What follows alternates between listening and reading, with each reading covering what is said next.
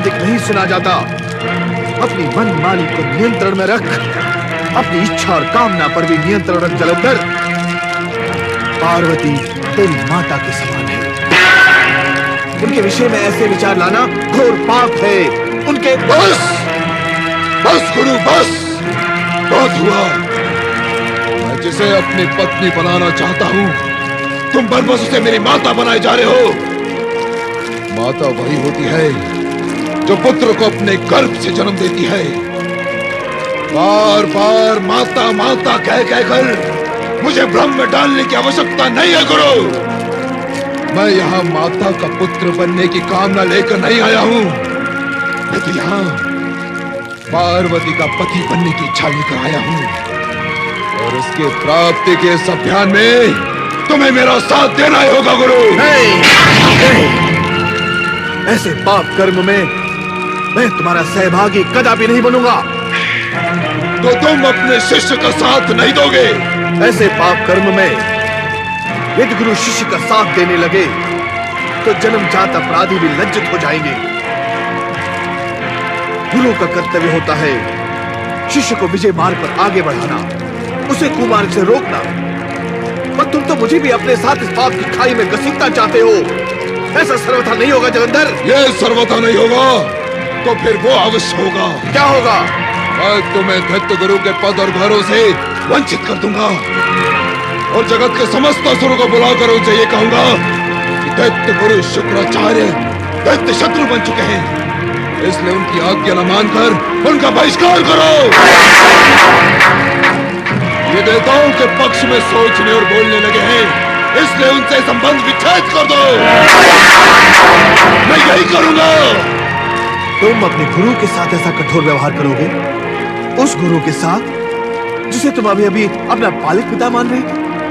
उस गुरु के साथ जिसने तुम्हें शस्त्र और शास्त्र विद्या में पारंगत बना दिया? मैं कुछ नहीं करूंगा गुरु, जो कुछ होगा तुम्हारी इच्छा से ही होगा। तुम्हारी इच्छा मेरा सहभागी बनने की नहीं है, तो मेरी इच्छा भी तुम्हें अपना गुरु बनाए रखने की नहीं होगी। जलंधर, अपने गुरु से प्रतिशोध लेने के लिए क्या तुम समस्त असुर जाति को गुरुहीन कर दोगे? गुरुहीन होकर असुर जाति मिट नहीं जाएगी? मिट जाने दो, मिट जाने दो समस्त असुर जाति को, पर महाबली जलंधर अपनी इच्छा नहीं मिटा सकता। हाँ, मुझे असुर जाति की रक्षा तो करनी ही होगी। फिर तो मेरा साथ भी देना होगा। अन्य कोई उपाय नहीं है जलंधर। शिष्य के सम्मुख गुरु ने सत्य को स्वीकार कर लिया, यह तो जगत में एक अनोखी बात हो गई गुरु। अब मैं चलता हूं अपने अभियान पर।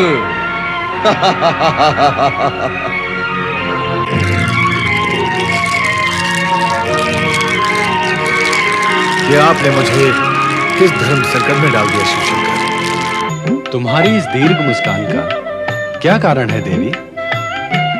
आज आपका ध्यान समाधि में नहीं है, इसलिए मेरा प्रसन्न होना स्वाभाविक है स्वामी। हमारी समाधि का तुम्हारी प्रसन्नता से क्या संबंध है देवी? स्वामी, आज आपकी समाधिस्थ न होने के कारण आपको अवकाश है, समय है, इसीलिए मैं आपसे कुछ अपने मन की बात कह सकूंगी। कहो, क्या कहना चाहती हो? ये बताएं प्रभु, लक्ष्मी देवी और श्री हरि विष्णु जलंधर के अतिथि बन चुकने के बाद अब देवताओं के शुभ चिंतक रहेंगे या नहीं? नहीं। जलंधर के विषय में चर्चा हुई है तो ये भी सुन लो, कैलाश निवासिनी पार्वती, अब तुम्हें जलंधर के महल में महारानी बनकर रहना होगा। मैं इस समय यहाँ यही प्रस्ताव लेकर आया हूँ। अरे दुष्ट राहुल, श्री हरि विष्णु के सुदर्शन चक्र से कटकर भी तूने पापाचार और अनाचार त्यागा नहीं। अब क्या तू हमारे क्रोध से भस्म होने यहाँ आया है? पहले मैं इसी भय से भयभीत हुआ था, किंतु फिर ध्यान आया मैं अमृत पीकर अमर हो चुका हूँ। इच्छा करने पर भी आप मेरा कुछ भी अहित नहीं कर पाएंगे। मुझ पर क्रोध करना व्यर्थ होगा महादेव। मैं तो केवल महाबली जलंधर का संदेश प्रस्ताव लेकर यहाँ आया हूँ। और सुंदरी पार्वती, तुम भी सुनो। इस हिम शीतल कैलाश से दैत्यराज जलंधर का राजभवन कहीं अधिक सुखमयी है। वहाँ आप दैत्यों की सम्राज्ञी बनकर रहेंगे।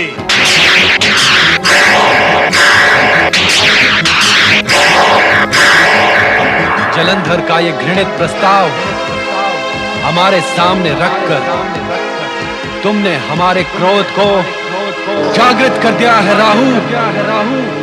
अब जाकर दुष्ट जलंधर से कहना कि ये विचार त्याग दे, अन्यथा हमारे क्रोध का भाजन बनेगा, जिसका परिणाम महाभयंकर होगा। और वो होगा केवल जलंधर का अंत। ये तो समय बताएगा महादेव कि किसका अंत होगा।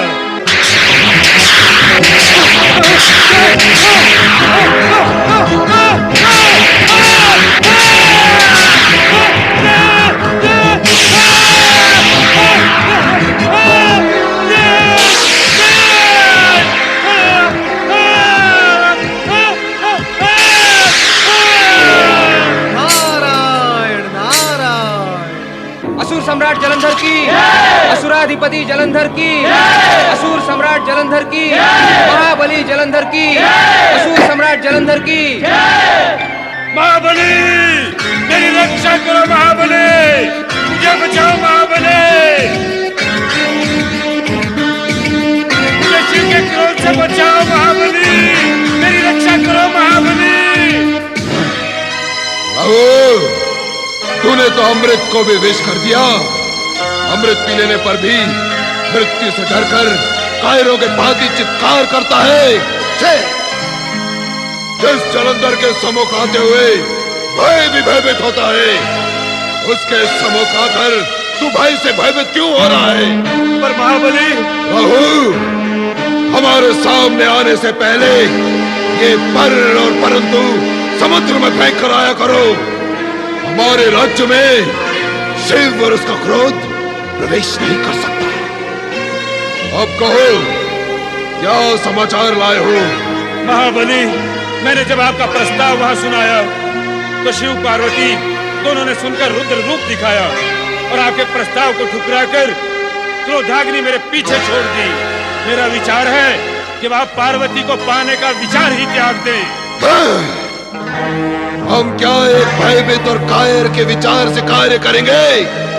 दुर्बुद्धि, विचार तो बलवान का माना जाता है, कायर का नहीं। हमें मंत्रणा देने की दृष्टता तो स्वयं गुरु शुक्राचार्य भी नहीं करते। तो तूने इतना साहस कैसे जुटा लिया कि हमें विचार पर विचार करने की मंत्रणा दे? महाबली, जो विचार नहीं करता वो अनाचार, पापाचार और अत्याचार करने लगता है। राहु, अपने शब्दों को विराम लगा, नहीं तो कहूंगा, अवश्य कहूंगा। विचार नष्ट होने से बुद्धि भ्रष्ट होती है, बुद्धि भ्रष्ट होने से जीवन नष्ट होता है, जैसा कि मेरे साथ हुआ। अब आपकी भी यही गति होगी। अब और अधिक आपका साथ देकर अपने आप को संकट में नहीं डालूंगा।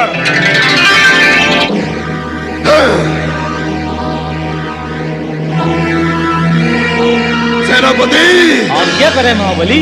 तुरंत कैलाश पर आक्रमण करने की तैयारी करो। जैसी आपकी आज्ञा महाबली। और गुरु शुक्राचार्य से जाकर कहो कि हमारे इस कैलाश विजय अभियान में तुरंत सम्मिलित हो। आपकी आज्ञा का पालन होगा महाबली। क्या गुरु शुक्राचार्य की मति इस सीमा तक भ्रष्ट हो गई है कि उन्होंने अपने जनक शिव पर आक्रमण करने के लिए जलंधर को परामर्श दे डाला?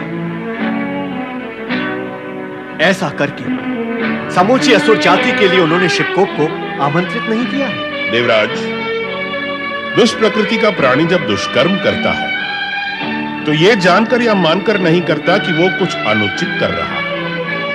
उसका अहंकार उसके विवेक पर चढ़ बैठता है और फिर वो उचित और अनुचित के ज्ञान और अंतर से दूर निकलकर यही सोचता है कि जो कुछ कर रहा है ठीक ही कर रहा है। ऐसी ही गति जलंधर की है। अर्थात अब शिवकोप से न तो शुक्राचार्य बच सकेंगे और ना ही जलंधर। यह सत्य है कि शिवकोप से बच सकना असंभव है, किंतु यह भी सत्य है कि अपनी पत्नी वृंदा के सतीत्व के फलस्वरूप जलंधर अपार शक्तिधारी है। यदि अपार शक्तिधारी अपनी शक्ति का दुरुपयोग करे, दूसरों के अधिकारों का हरण करे, अनैतिक और अनुचित आचरण से किसी वस्तु को प्राप्त करना चाहे, तो क्या उसकी अपार शक्ति क्षीण नहीं हो जाती? क्या वो नैतिक और चारित्रिक रूप से दुर्बल नहीं हो जाता? हाँ देवराज, ऐसा शक्तिशाली भी ऐसी स्थिति में दुर्बल हो जाता है। इसका अनुभव स्वयं आपको भी तो है। आप मुझे लज्जित कर रहे हैं गुरुदेव। सत्य की स्वीकृति में लज्जा कैसे? सत्य स्थान अवश्य बदलता है, किंतु स्वयं कभी नहीं बदलता, और यह सत्य जगत के हर एक प्राणी पर घटित होता है। मैं, तुम, जलंधर अथवा अन्य कोई भी जब अपनी शक्ति का दुरुपयोग करके दूसरे के लिए कष्ट का कारण बनते हैं, तो यही कष्ट देने की भावना सिर पर बैठकर हमें दुर्बल बनाती है और हम स्वयं कष्ट में आ जाते हैं। देखना, यही गति जलंधर की भी होगी। मेरे भैया जलंधर ने कार्य तो अनुचित ही किया है, क्या भोलेनाथ उसे क्षमा कर देंगे अथवा दंड देंगे? देवी लक्ष्मी, अब क्या होगा प्रभु? जो भी होगा विधि की रचना के अनुसार ही होगा। अर्थात भगवान शिव क्या मेरे भैया जलंधर को अपने क्रोध से भस्म कर देंगे? तुम क्या चाहती हो?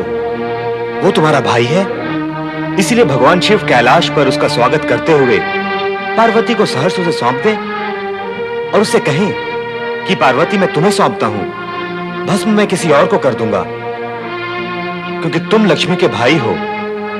यही चाहती हो तुम? मेरा अभिप्राय ऐसा तो नहीं है। तो फिर क्यों चिंतित हो अपने उस भाई के लिए जो महापाप और दुष्कर्म के लिए सचेष्ट है?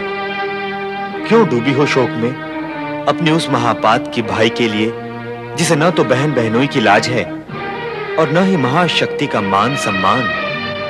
धरती के प्राणी इसी कारणवश तो दुखी हैं। जगत में इसीलिए तो अशांति है। मानव का चरित्र इसी कारण से ऊपर नहीं उठ पा रहा है। नैतिकता और मर्यादा इसीलिए तो सीमाएं लांघ चुकी हैं। किस लिए प्रभु, किस लिए? ये सब आप किस विषय में कह रहे हैं? स्पष्ट है कि तुम्हारे और जलंधर के विषय में कह रहा हूं। जब एक भाई किसी की पत्नी पर कुदृष्टि डालता है तो बहन को दुखी होने की क्या आवश्यकता है? उसे तो क्रोधित होना चाहिए। उसे विधाता से प्रार्थना करनी चाहिए कि उस महापापी को धरती से उठा ले। यदि ऐसा हो तो पापी पाप करने में संकोच करेगा, किंतु ऐसा होता नहीं। जब ऐसा नहीं होता तो किसी की बहन, पत्नी और पुत्री पर कुदृष्टि डालने वाला अपने बहन और संबंधी के मौन को अपने कुकर्म की सहमति मानकर प्रोत्साहित होता है और आगे चलकर प्रोत्साहन का यही मार्ग प्रकृति के संकेत पर मृत्युलोक की ओर मुड़ जाता है। नहीं प्रभु, नहीं। एक चरित्रहीन भाई के हित में तुम कई बार नहीं बोल चुकी हो, किंतु जगदंबा पार्वती के प्रति मर्यादाहीनता का आचरण करने पर भी तुमने उसका विरोध करते हुए भी एक बार भी नहीं कहा। तुमने जलंधर को एक बार भी रोका टोका नहीं कि माता के समान पूज्य पार्वती के प्रति अपवित्र विचार न करे। जगत के साधारण प्राणी और मानव इसी पक्षतापूर्ण व्यवहार के कारण ही दुखी, अशांत व पीड़ित हैं। वे भूल ही जाते हैं कि पति, पुत्र व भाई को कुकर्म के लिए प्रताड़ित न करके निष्पक्ष भाव से उनका कठोर विरोध न करने से वे कुकर्मी को कष्ट के कठोर कुठारे में ढकेल रहे हैं। क्या हम सबको ये आचरण शोभा देता है? नारायण नारायण, ऐसा करना तो पृथ्वी के प्राणियों को भी शोभा नहीं देता श्री हरि, किंतु मनुष्य का तो स्वभाव ही बन गया है। नारद, अब तुम किस स्वभाव की बात करने लगे? मनुष्य स्वभाव की बात कर रहा हूं मैं माता, मनुष्य स्वभाव की बात कर रहा हूं। इन दिनों धरती वालों ने जो आए सो प्रसन्न जाए की नीति अपना रखी है, अर्थात कोई किसी को दुष्कर्म करने से रोकता नहीं। क्यों? सभी दुष्कर्मी हैं। एक दुष्कर्मी दूसरे दुष्कर्मी को दुष्कर्म करने से क्यों रोकेगा? नारायण नारायण। क्या धरती पर एक भी सत्कर्मी शेष नहीं रहा? नहीं नहीं, इतना निराश होने की आवश्यकता नहीं। शेष है, किंतु करोड़ों में एक, जिसकी पुकार दूर तक नहीं जाती। इसीलिए कोई कुछ भी करता है उसे कोई कुछ नहीं बोलता। इसीलिए धरती पर अत्याचार और अनाचार बढ़ रहे हैं। नारद, तुम्हारे आने से विषय परिवर्तन हो गया है। तो मैं फिर चला जाता हूँ, विषय वर्तन में आ जाएगा। वैसे मेरा विचार है कि महाबली जलंधर के विषय में चर्चा हो रही थी। हाँ नारद, देव लक्ष्मी इसीलिए चिंतित है कि कहीं भगवान भोलेनाथ जलंधर को भस्म ना कर दें। कदापि नहीं। अपने ही तेज से उत्पन्न महाबली जलंधर को वे कभी भस्म नहीं करेंगे। नारद की बात पर शंका ना करो देवी।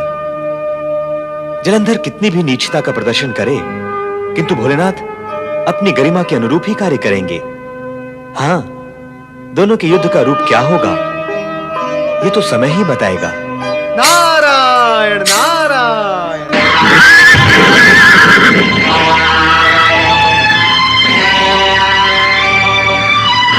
जलंधर की जय। जलंधर की जय।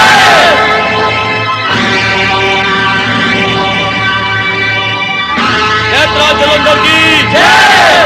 जलंधर की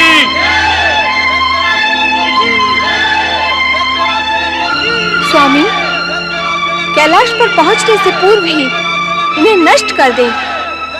जलंधर को कैलाश तक पहुंचने दो, उसकी धृष्टता का दंड उसे अवश्य मिलेगा।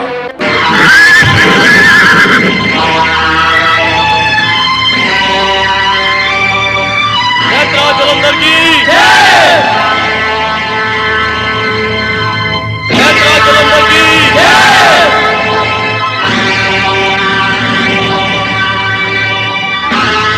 जलंधर की जय। जलंधर की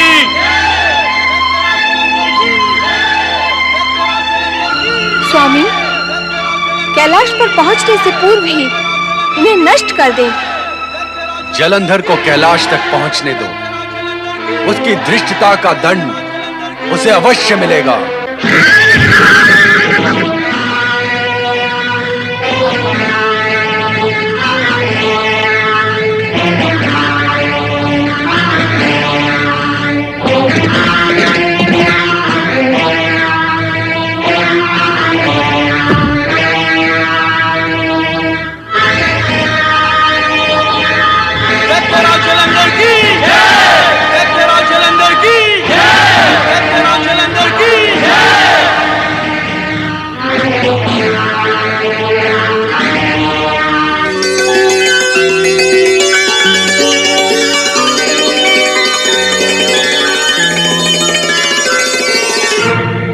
शिव, यदि युद्ध से बचना चाहता है तो पार्वती मुझे सौंप दे मुझे पार्वती।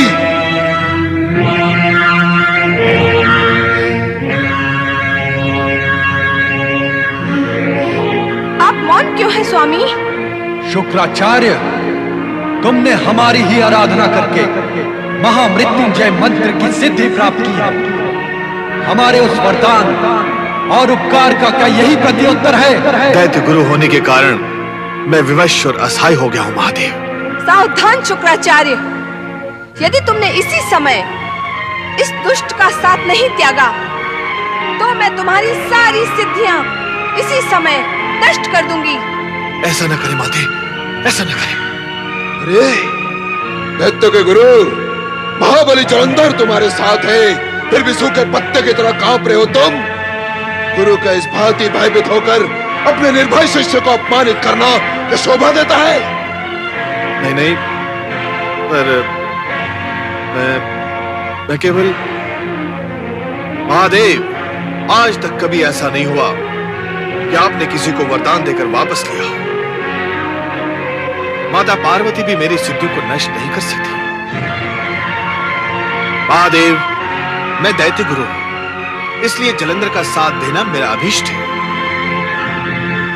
हाँ गुरुदेव, अपने सीमा में आते ही तुम्हारे शरीर का कंपन थम गया है, शांति आ गई है तुम में। तुम भी कुछ कम शक्तिशाली नहीं हो जलंधर। आक्रमण करके अपनी मनोकामना पूर्ण करो।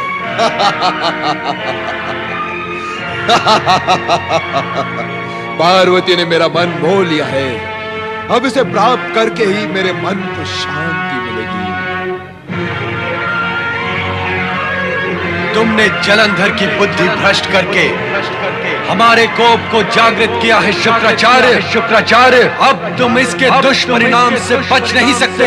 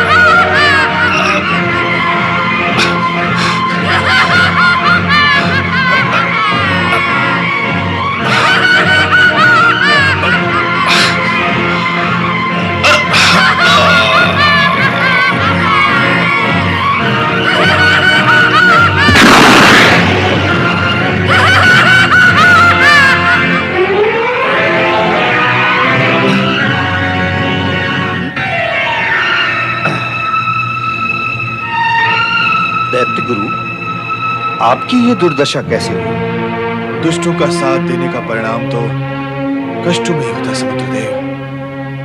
मैंने दुष्ट जलंधर का साथ दिया तो परिणाम भी मुझे ही भोगना होगा, कोई दूसरा तो नहीं भोगेगा। अच्छा हुआ भगवान शिव ने दया करके मुझे जलंधर से दूर कर दिया, अन्यथा शिवकोप से तो मैं नष्ट ही हो जाता। हे शिव शंकर, आपका ये उपकार मैं कभी नहीं भूलूंगा, कभी नहीं। शुक्राचार्य, अभी आप कुशल हैं, आप अपने आश्रम लौट जाइए। आओ सुंदरी, मेरे समीप आओ, मेरी रानी बनकर स्वर्ग से भी अधिक सुख भोगो। इस भभुतधारी से भला तुम्हें वो सुख का प्राप्त होगा जो मैं तुम्हें दे सकता हूं। आओ मेरे समीप आओ। सावधान जलंधर, वीरभद्र।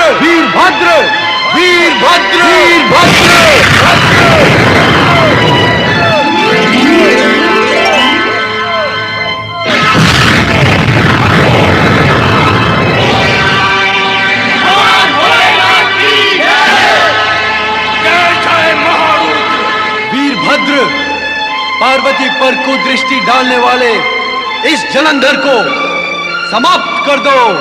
जो आज्ञा।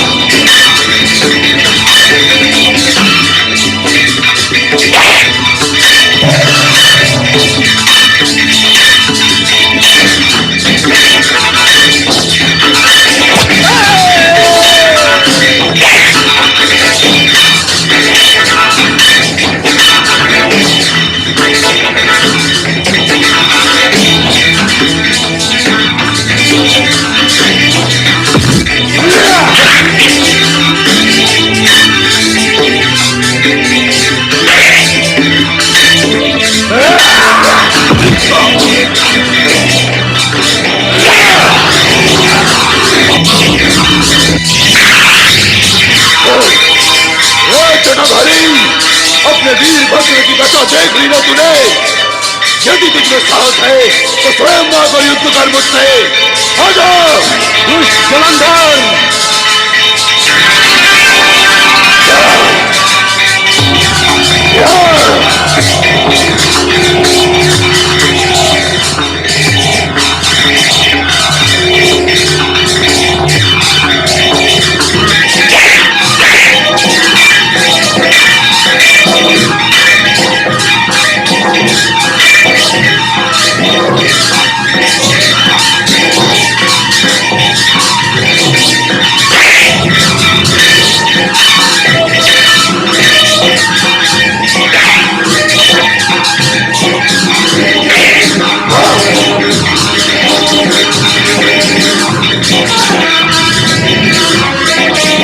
आओ अपना खड़क।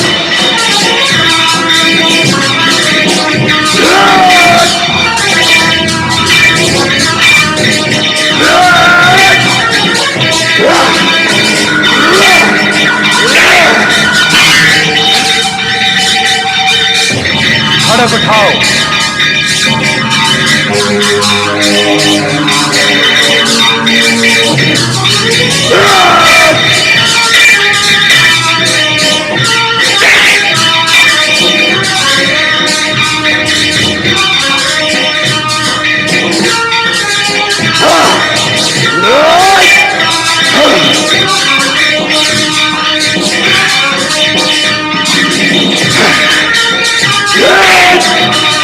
माता, भगवान शिव और जलंधर का युद्ध और भी भयंकर हो गया है। न जाने क्या परिणाम होगा। परिणाम हमारे पक्ष में ही होगा नंदी। मेरे स्वामी इस दुष्ट को शीघ्र ही समाप्त कर देंगे।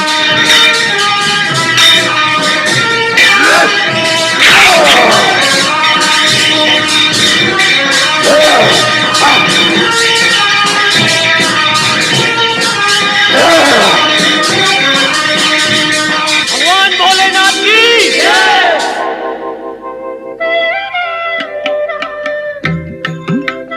युद्ध अब समाप्त हो चुका है।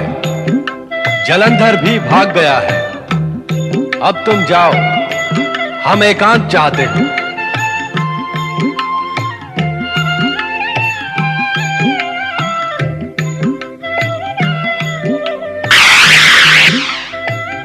स्वामी क्या हुआ? आप पीछे क्यों हट गए? देवी, हम तुम्हें नहीं छुएंगे। तुम ही हमारा हाथ थाम कर हमें एकांत में ले चलो। आज से पहले तो आपने ऐसा व्यवहार नहीं किया था स्वामी। आज आपको क्या हो गया है? कुछ भी तो नहीं। आओ, हमें अपने हृदय से लगा लो। आओ सुंदरी, आओ भी सुंदरी।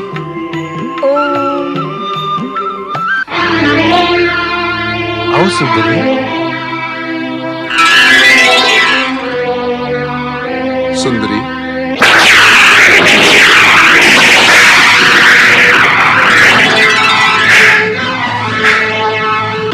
मायावी, दुष्ट, जलंधर, अब तेरे जीवन की श्वासें समाप्त हो चुकी हैं। तू अब जीवित नहीं रह सकेगा। श्री हरि, ये कैसी शिवलीला आरंभ हो रही है? नारद, लीला तो ऐसी और वैसी ही होती है। और फिर शिवलीला, वो कब और कहां से आरंभ होकर कब और कहां समाप्त होगी, इस विषय में कुछ भी नहीं कहा जा सकता। क्योंकि उनकी लीला अभी गतिमान है, गंतव्य तक नहीं पहुंची है। जब पहुंचेगी तब सुखद परिणाम लेकर ही पहुंचेगी। अतः हम सबको उसकी प्रतीक्षा करनी होगी। श्री हरि विष्णु,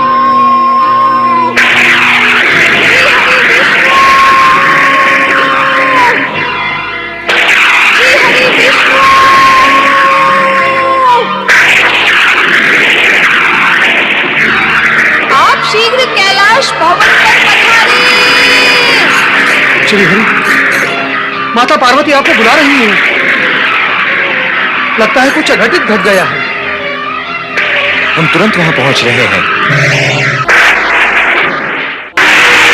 कहीं देवी पार्वती, आपने मुझे किस कार्य व कारणवश स्मरण किया है?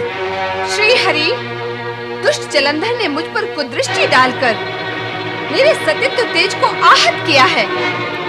अब तो उस दुष्ट का अंत होना ही चाहिए। पर कैसे? आप मुझसे पूछ रहे हैं कैसे?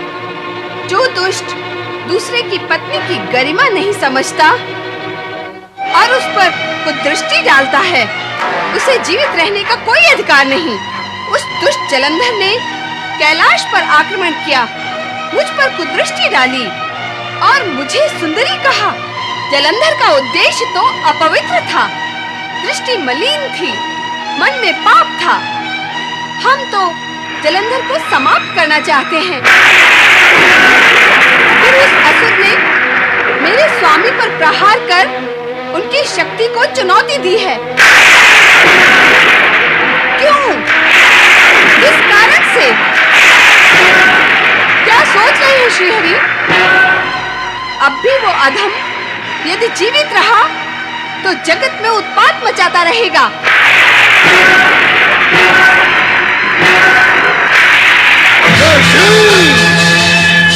हे मायावी, छल किया है तूने हमसे, तू दंड पाने के योग्य है। दैत्यराज महाबली जलंधर हूँ। मेरा जन्म भी युद्ध करने और देवताओं को परास्त करने के लिए हुआ है। ये संभाल मेरा भार।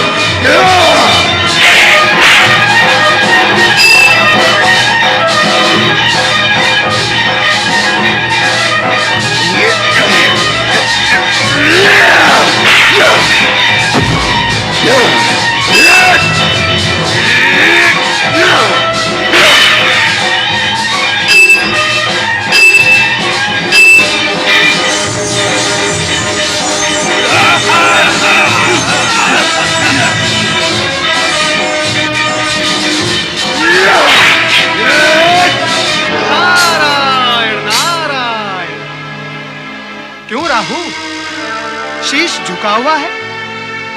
क्या लज्जित हो अपने दुष्कर्म से? लज्जित भी और दुखी भी। अरे ये तो शुभ लक्षण है।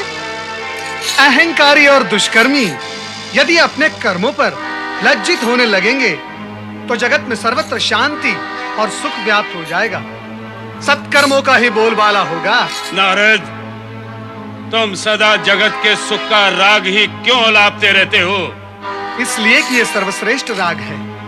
इसी राग से इस सृष्टि का निर्माण हुआ है और इसी राग से ये सृष्टि संचालित होती है। जिसने भी ये राग जान लिया उसके लिए फिर कुछ जानना शेष नहीं रह जाता। तुम भी आलापो इस राग को राहु, तुम्हारा भी कल्याण ही कल्याण होगा।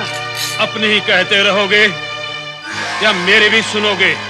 नारायण नारायण, आज तुम्हारे पास भी सुनाने के लिए कुछ है। उत्तम, अति उत्तम। सदा तो सुनते ही रहते हो, आज सुनाओगे? सुनाओ, शीघ्र सुनाओ। तुम मुझसे लज्जा का कारण पूछ रहे थे ना? हाँ हाँ, वैसे अहंकार और दुर्भावना का आभास होते ही लज्जा आती है, किंतु तुम्हारे साथ क्या कारण है? क्या दैत्यराज जलंधर ने तुम्हें प्रताड़ा है? नाम ना लो उस दुष्ट का। वो दैत्य नहीं, दैत्यों का शत्रु है। यदि मुझे उसके दुष्टता का ज्ञान पहले होता तो कभी साथ न देता। उसका साथ देने के कारण ही मैं लज्जित हूँ। अभ्यास करो लज्जित होने का और अपने अन्य असुर बंधुओं को भी अभ्यास कराओ। सबका कल्याण ही कल्याण होगा। परंतु इतना भी समझ लो कि भगवान भोलेनाथ के हाथों ही जलंधर का वध होगा।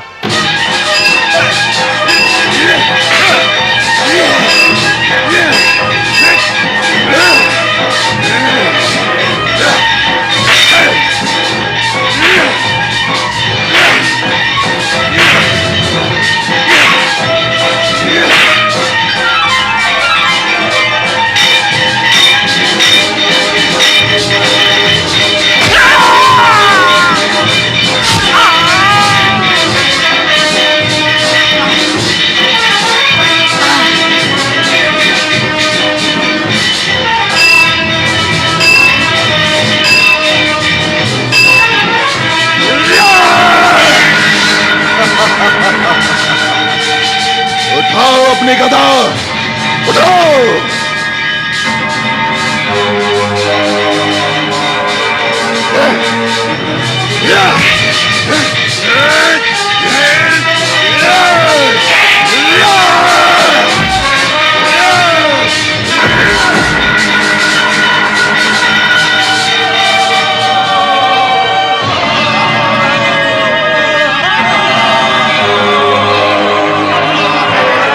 जलंधर, जलंधर, महेश्वर शिव शंकर से युद्ध करके अपने सर्वनाश का आयोजन मत कर। अब भी समय है, कुछ बिगड़ा नहीं। भोलेनाथ बड़े दयालु हैं। युद्ध रोक कर इनसे क्षमा मांग, ये अवश्य तुझे क्षमा कर देंगे। अरे गुरु, कैसे गुरु हो तुम? कभी इस ओर तो कभी उस ओर। अरे बार बार दल बदलोगे तो तुम्हें गुरु कौन मानेगा? अरे निर्बुद्धे, समय की पदचाप सुन, काल के मंद पगों की आहट सुन, जो धीरे धीरे तुम्हारी ओर बढ़ रहे हैं। समय रहते संभल जा, फिर अवसर नहीं मिलेगा। युद्ध भूमि से भाग जाने वाले अवसरवादी दैत्य गुरु, मैं तुम्हारी भांति अवसरवादी नहीं हूं।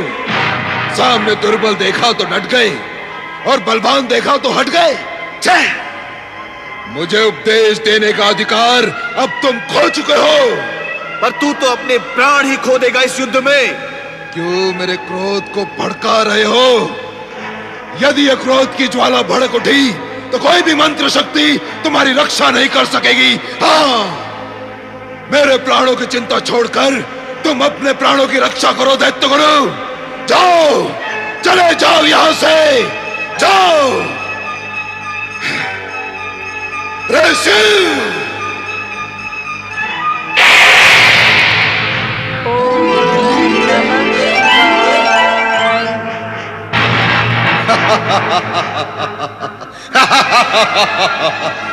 देखा दैत्य गुरु, तुम्हारे शिव का त्रिशूल भी मेरे प्रभाव से व्यर्थ हो गया। हाँ, तुम्हारी बुद्धि भ्रष्ट हो गई है जलंधर, इसलिए तुम नहीं समझ पाओगे कि त्रिशूल का इस भांति असफल होना शिव की लीला है। परम ज्ञानी ध्यानी नहीं समझ सके शिव की लीला को, तो तुम जैसा पापी क्या समझेगा? सत्य तो यह है कि काल तुम्हारे सिर पर मंडरा रहा है और अब तुम पर आकर बैठेगा अवश्य।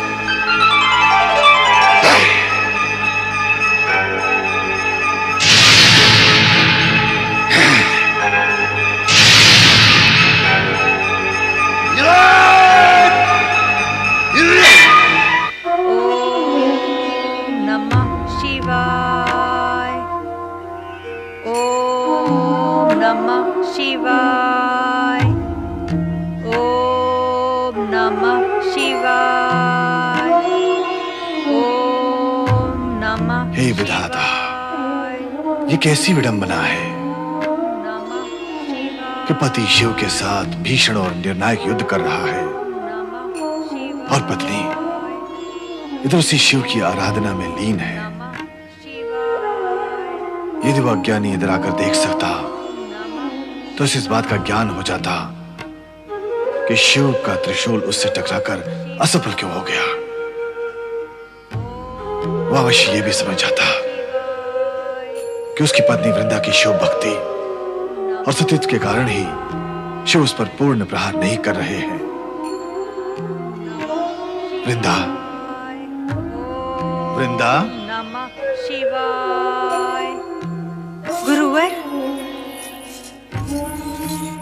प्रणाम गुरुवर। वृंदा, मैं तुम्हें अखंड सौभाग्यवती व दीर्घायु का आशीर्वाद देना चाहता हूं, किंतु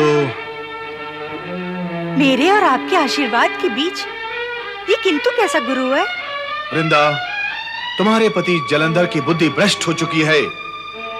वो तुम्हारा व अपना हित अहित न विचार कर शिव से युद्ध करके सर्वनाश की ओर बढ़ता जा रहा है। इसीलिए मैं भगवान शिव से प्रार्थना कर रही हूँ गुरुवर। वृंदा, तुम्हारी भक्ति, प्रार्थना और सतीत्व से जलंधर के पाप की मात्रा अधिक हो गई है, इसलिए तुम्हारा सद प्रयत्न भी व्यर्थ ही होगा। नहीं गुरुवर, मेरा प्रयत्न व्यर्थ न होने दे। जलंधर की दुष्टता, नीचता व मलिनता से तुम्हारे प्रयत्न और प्रार्थना की शक्ति क्षीण हो गई है। वृंदा, इस पर भी तुम्हें निराश होने की आवश्यकता नहीं है। तुम्हें अपने सतीत्व की रक्षा सावधानी से करनी होगी।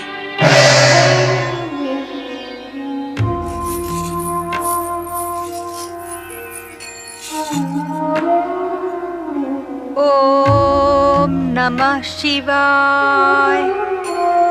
ओम नमः शिवाय। श्रीमन्नारायण नारायण नारायण। नारद, तुम इस समय यहाँ? परमपिता, मुझे कहाँ होना चाहिए था? अरे, ब्रह्म लीला, प्रभु लीला और शिव लीला का प्रचार प्रसार करते हो, और जब इस समय शिव लीला अपनी चरम सीमा पर है तो तुम्हें भी वहीं होना चाहिए था। वही लीला देखकर तो यहाँ आ रहा हूँ परमपिता, और यहाँ इसलिए आया हूँ कि आपसे ये जान सकूं कि शिव जलंधर युद्ध का अंतिम परिणाम क्या होगा। नारद, तुम अनेक बार ऐसी भूल कर चुके हो। भूल? कैसी भूल परमपिता? वही, ज्ञानी होकर भी अज्ञानियों की भांति सोचने और बोलने की भूल। ऐसा मैंने क्या कहा परमपिता? प्रश्न मुझसे क्यों? स्वयं से पूछो। पूछो अपने मन से कि यदि शेर और हिरण टकराएंगे तो धराशायी कौन होगा? पर्वत और पेड़ का सामना होगा तो उसकी परिणति क्या होगी? अर्थात भगवान शिवशंकर की ही विजय होगी। नारद, तुम्हारा सोचना और प्रश्न दोनों निराधार थे। भला शिवशंकर के सम्मुख असुर कितने समय तक टिक सकता है? ये जो समय लग रहा है, इसके मूल में कारण है वृंदा की पतिव्रतता। और नारद, सत्य ये है कि ये युद्ध शिव और जलंधर में नहीं, प्रत्युत वृंदा के पतिव्रत धर्म और जलंधर के अधर्म के बीच हो रहा है। इस सत्य से जुड़ा हुआ दूसरा सत्य यह भी है कि अधर्म की ओर बढ़ने की शक्ति जलंधर वृंदा से ही प्राप्त कर रहा है। और इतना तो स्वयं तुम भी जानते हो नारद कि अधर्म की मार्ग पर चलने वाले को केवल आभास होता है, मात्र लगता है कि वो विजयी हो रहा है, किंतु वो विजयी होता नहीं, आज तक नहीं हुआ, भविष्य में भी नहीं होगा। कारण कि विधाता ने सृष्टि के आरंभ में ही प्रकृति के नियमों के अनुसार अधर्मी के विपक्ष में निर्णय लेकर और उसके भाग्य में सदा सदा के लिए पराजय लिखकर उस लेखनी को तोड़ ही डाला था। माता, मेरा समाधान हो गया। परमपिता, मुझे मेरे प्रश्न का उत्तर मिल गया। नारायण नारायण।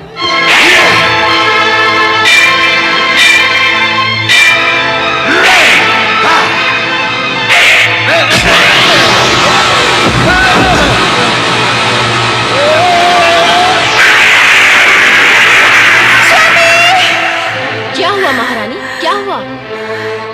मैंने एक बहुत अशुभ स्वप्न देखा है कि स्वामी युद्ध से लौट आए हैं। नहीं महारानी, युद्ध से कोई लौटा नहीं। महारानी जी, महारानी जी, महारानी जी, महारानी जी। सेनापति, सेनापति, ये क्या? स्थिति हमारे प्रतिकूल है महारानी जी। असुर सेना शिवगढ़ द्वारा समाप्त हो चुकी है। और स्वामी? उनका कुछ पता नहीं है। पता नहीं है? क्या क्या तुमने उन्हें शिवशंकर के साथ युद्ध करते हुए नहीं देखा? देखा था, किंतु युद्ध करते करते अचानक वे अदृश्य हो गए। हो सकता है शिव ने अपनी माया से उन्हें समाप्त कर दिया हो।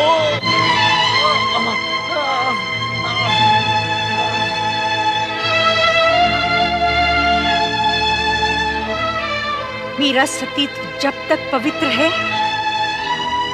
तब तक मेरे स्वामी का कोई भी बाल बांका नहीं कर सकता, नहीं कर सकता।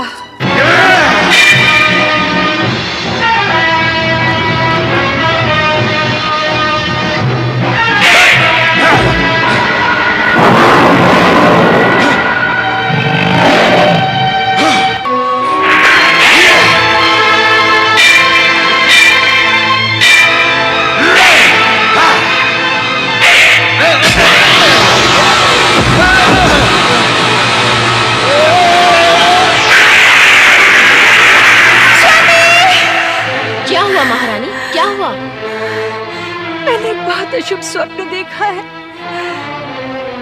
कि स्वामी युद्ध से लौट आए हैं। नहीं महारानी, युद्ध से कोई लौटा नहीं। महारानी जी, महारानी जी,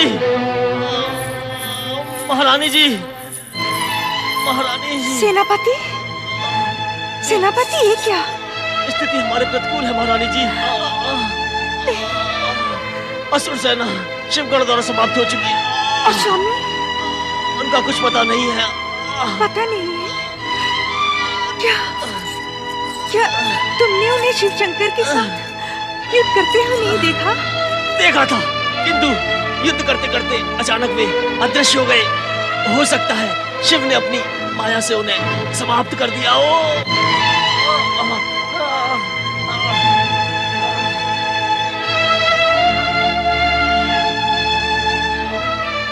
मेरा सतीत्व जब तक पवित्र है तब तक मेरे स्वामी का कोई भी बाल बांका नहीं कर सकता, नहीं कर सकता।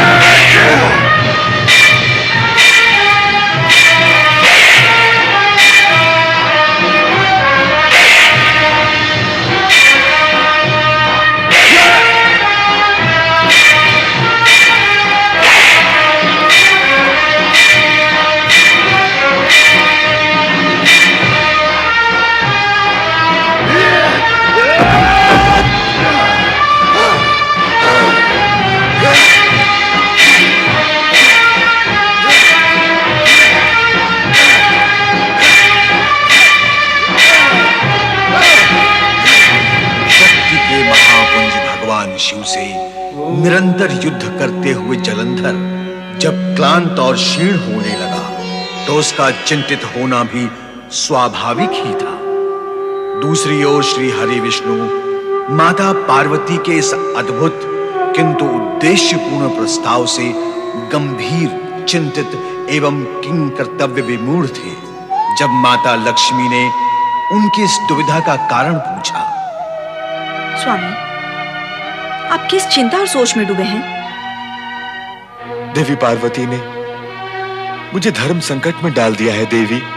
कैसा धर्म संकट स्वामी? क्या बताएं और कैसे बताएं? इस विषय में मौन रहना ही उत्तम होगा। समय आने पर तुम्हें सब ज्ञात हो जाएगा देवी। समय तो इस समय भी आया हुआ है। आप मुझे ज्ञात कराएं कि कैसा धर्म संकट है। हठ ना करो देवी। मैं हठ नहीं, आग्रह कर रही हूँ स्वामी। वो भी ना करो। आग्रह करने का अधिकार तो मुझे है। पति पर धर्म संकट आया हो और पत्नी को ज्ञात ना हो, क्या पत्नी के लिए यह धर्म संकट नहीं है? मैं तुम्हें केवल इतना ही बता सकता हूं कि इस संकट का संबंध जलंधर और उसकी पत्नी वृंदा से है। स्वामी,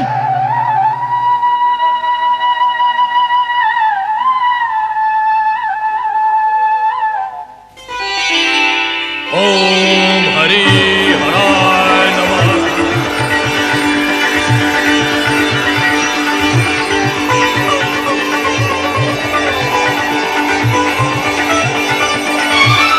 क्या उनका कहीं भी पता नहीं चला? नहीं महारानी जी, हमने अपने सैनिकों को खोजा ताकि उनसे कुछ पूछा जा सके, किंतु एक भी ऐसा सैनिक हमें दिखाई नहीं दिया। हमने महाबली को खोजा किंतु किंतु उनका कहीं भी पता नहीं चला महारानी जी। महारानी जी, आपने जहाँ जहाँ बताया वहाँ वहाँ हमने महाबली की खोज की, पर वे वहाँ नहीं थे। वे नहीं थे तो उनकी कोई सूचना भी नहीं मिली। किंतु वे आपके समक्ष कहने योग्य नहीं है। सुनंदा, उन नागरिकों ने ये पूछने पर जो कहा वो आपके सुनने योग्य नहीं है महारानी जी। सुनंदा, जो कहने सुनने योग्य नहीं है और जो कुछ तुम सुनकर आई हो वही कहो, मैं सुनूंगी। वे यही कह रहे थे कि शिव शंकर के हाथों महाबली का वध हो चुका है। नहीं, ऐसा नहीं हो सकता। मेरे जीते जी ऐसा नहीं हो सकता, नहीं हो सकता। महारानी जी, नगर के उद्यान में एक महान चमत्कारी तपस्वी आए हैं जो त्रिकाल का ध्यान भी रखते हैं। उनके पास अपूर्व सिद्धि है। वो मृत शरीर में प्राण भी फूंक सकते हैं और हमारे महाराज कहाँ और किस स्थिति में है वो सब बता सकते हैं। तो मुझे इसी समय उनके पास ले चलो। हाँ, चलो।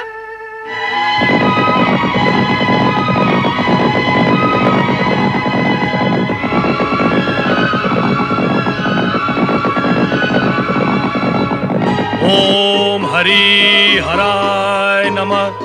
ओम हरि हराय नमः। ओम हरि हराय नमः। ओम हरि हराय नमः। ओम हरि हराय नमः। ओम हरि हराय नमः। ओम हरि हराय नमः। ओम हरि हराय नमः। प्रश्न के लिए क्षमा करें महायोगी राज।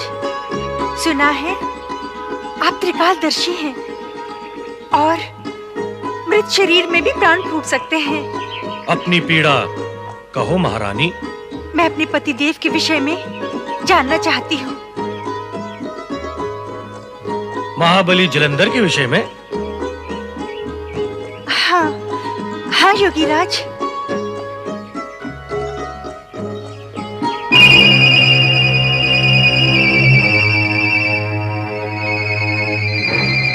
अमंगल दिखाई दे रहा है।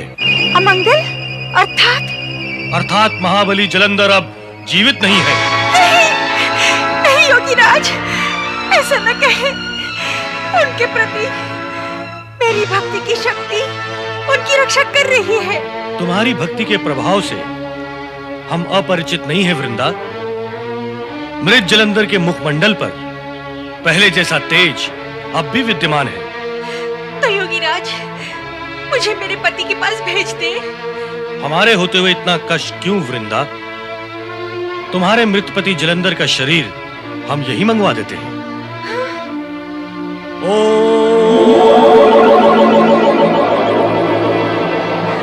स्वामी, स्वामी, स्वामी, ये आपको क्या हो गया स्वामी? ये सब कैसे हो गया स्वामी? मेरे होते हुए आपको कुछ नहीं हो सकता स्वामी। आपको कुछ नहीं हो सकता स्वामी। जागे स्वामी, स्वामी, जागे स्वामी। वृंदा, प्रलाप करने की आवश्यकता नहीं है। हम तुम्हारे मृत पति को पुनर्जीवित कर देते हैं।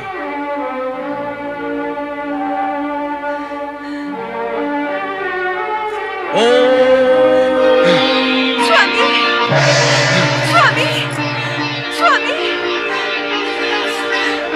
स्वामी, स्वामी।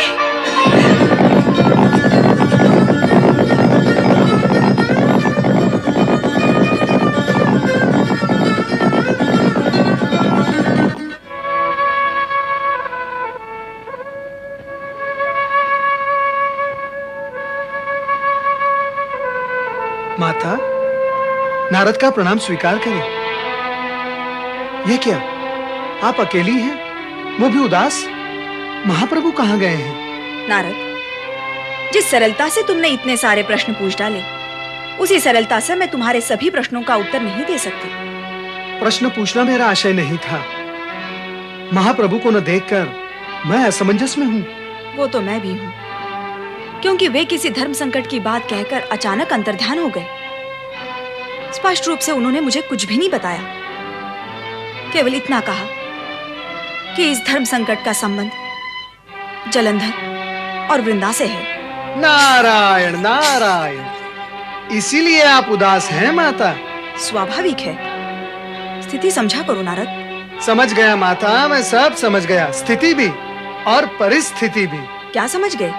यही कि इस धर्म संकट का संबंध जितना आपके भ्राता महाबली जलंधर और महारानी वृंदा से है, उतना ही संबंध भगवान भोलेनाथ और माता पार्वती से भी है। नारद, तुम संबंधों की जोड़-तोड़ बैठाने में पटु हो, पर यहाँ शिव पार्वती की चर्चा कहाँ से आ गई? ऐसे गई माता। हम सब भगवान भोलेनाथ की लीला की कठपुतलियां हैं। भगवान भोलेनाथ हमें जैसे नचाते हैं, हमें नाचना पड़ता है। नारायण नारायण। परंतु आप चिंता न करें, भगवान श्री हरि विष्णु शीघ्र ही अपना कार्य पूर्ण कर लौट आएंगे। श्री हरि विष्णु ने जलंधर के मृत मायावी शरीर को प्रकट करके वृंदा को आश्वस्त कर दिया था कि जलंधर जीवित है और शेष कार्य को पूर्ण करने हेतु श्री हरि विष्णु ने ऐसी लीला रची जिसके परिणाम स्वरूप जलंधर का अंत होना निश्चित था। इस लीला के प्रभाव से वृंदा का मन अशांत और पीड़ित हो उठा। उसे सांत्वना देते हुए श्री हरि विष्णु ने कहा, तुम्हारे मन की पीड़ा की शांति के लिए मैं तुम्हें वरदान देता हूं कि देवी लक्ष्मी की प्रतीक तुलसी में तुम सदा सदा के लिए निवास करके पूज्यता प्राप्त करोगी। सौभाग्यवती स्त्रियां तुम्हारी पूजा करके सौभाग्य का सम्मान प्राप्त करेंगी। इतने पर भी अब मेरे जीवित रहने का कोई अर्थ नहीं है। मैं जा रही हूँ। ओम नमः शिवाय।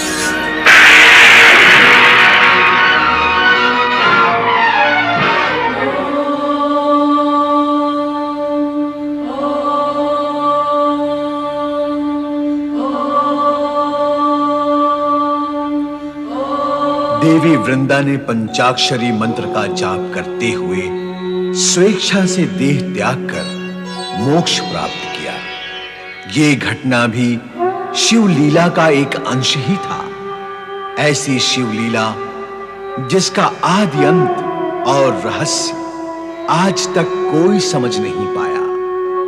उस लीलाधारी से लीला के वशीभूत होकर जलंधर अभी तक युद्धरत है।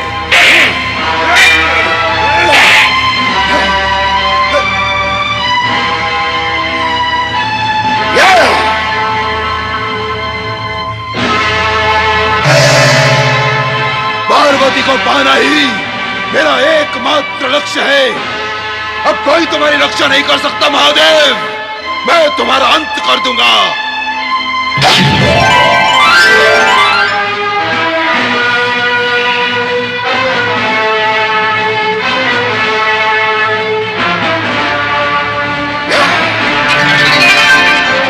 जलंधर, जलंधर,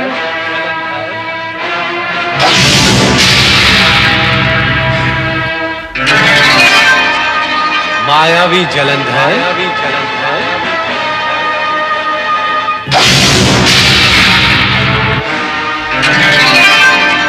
महाबली जलंधर,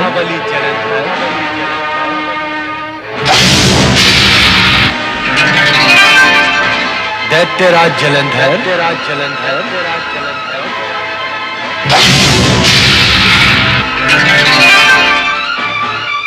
शक्तिशाली जलंधर,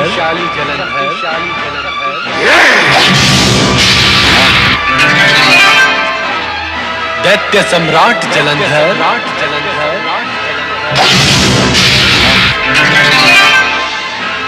असुराधिपति जलंधर,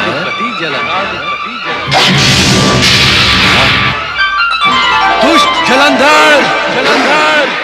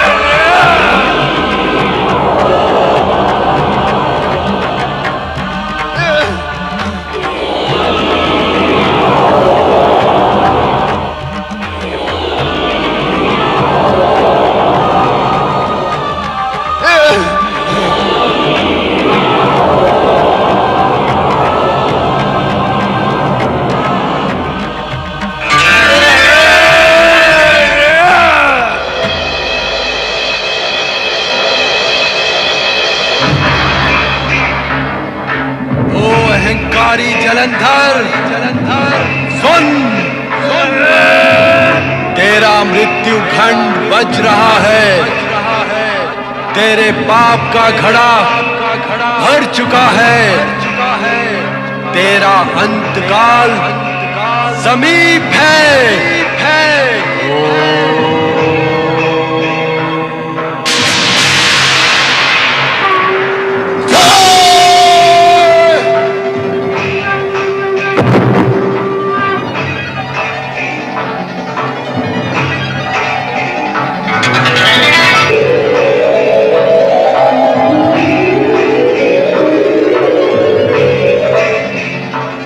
भगवान शिव शंकर की जय, देवादिदेव भोलेनाथ की जय।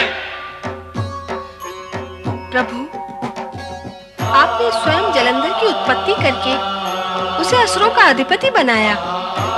मेरे और वृंदा के लिए संकट उत्पन्न किया।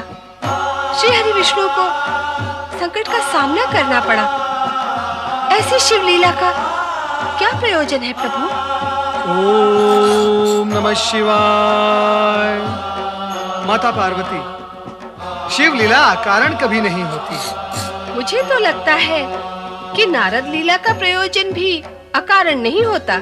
नारायण नारायण, मैं तो भगवान शिव का दास हूँ माता। मैं जो कुछ करता हूँ भगवान शिव के संकेत पर ही करता हूँ। और भगवान शिव के लिए लीला करना आवश्यक है क्योंकि वो उनका स्वभाव है। अब देवेश्वर अपना स्वभाव कैसे छोड़ सकते हैं माता? क्यों भगवान? नारद, इस जगत में सत्य और असत्य का संघर्ष नियति का धर्म है। और ये लीला रचने का कारण यही है कि जन साधारण इस सत्य को स्वीकार कर ले कि जिस तरह जलंधर महाशक्तिशाली होते हुए भी अहंकारवश पर नारी पर कुदृष्टि डालकर मृत्यु को प्राप्त हुआ, उसी प्रकार उसकी भी वही दशा हो सकती है। अतः वह सावधान रहे। जन साधारण को सावधान वे सुरक्षित रखने के लिए ही लीलाएं रची जाती हैं।